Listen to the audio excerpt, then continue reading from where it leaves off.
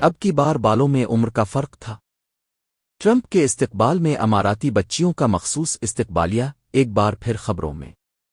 Abu Dhabi امریکہ کے سابق صدر ڈونلڈ ٹرمپ کے حالیہ دورۂ متحدہ عرب امارات نے ایک بار پھر دنیا کو 17 سال پیچھے لے جا پھینکا، جب صدر جارج بش کے استقبال میں اماراتی بچیوں نے کھلے بالوں کے ساتھ ایک یہ مخصوص روایت کا مظاہرہ کیا تھا۔ فرق صرف اتنا ہے کہ اس بار وہ بچیاں شاید بڑی ہو چکی تھیں، شاید بڑی ہی رکھی گئی تھیں۔ ذرائع کے مطابق ٹرمپ کے استقبال میں پیش کی گئی وہ استقبالیہ بچیاں نہ صرف عمر میں خاصی بڑی نظر آئیں بلکہ ان کے انداز میں بھی ایک ناپختہ معصومیت کے بجائے کسی سوچی سمجھی علامتی حرکت کا گمان ہوا۔ سفید کپڑوں، کھلے بالوں اور مخصوص ترتیب سے کھڑی ان لڑکیوں نے بعض مبصرین کو 2008 کی وہ تقریب یاد دلا دی جب صدر بش کے لیے اماراتی حکام نے بچیوں کو رنگین کپڑوں میں سجا کر پیش کیا تھا، اور تب بھی انداز کچھ ایسا ہی ماتمی تھا۔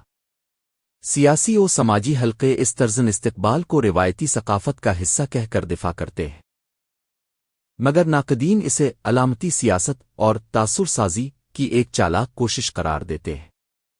سوال یہ بھی اٹھتا ہے کہ کیا ہر بار امریکی صدور کے استقبال کے لیے بچیوں کا ہی سہارا لینا لازم ہے؟ اور کیا ان کی عمر اور لباس کا انتخاب بھی پیغام کا حصہ ہوتا ہے؟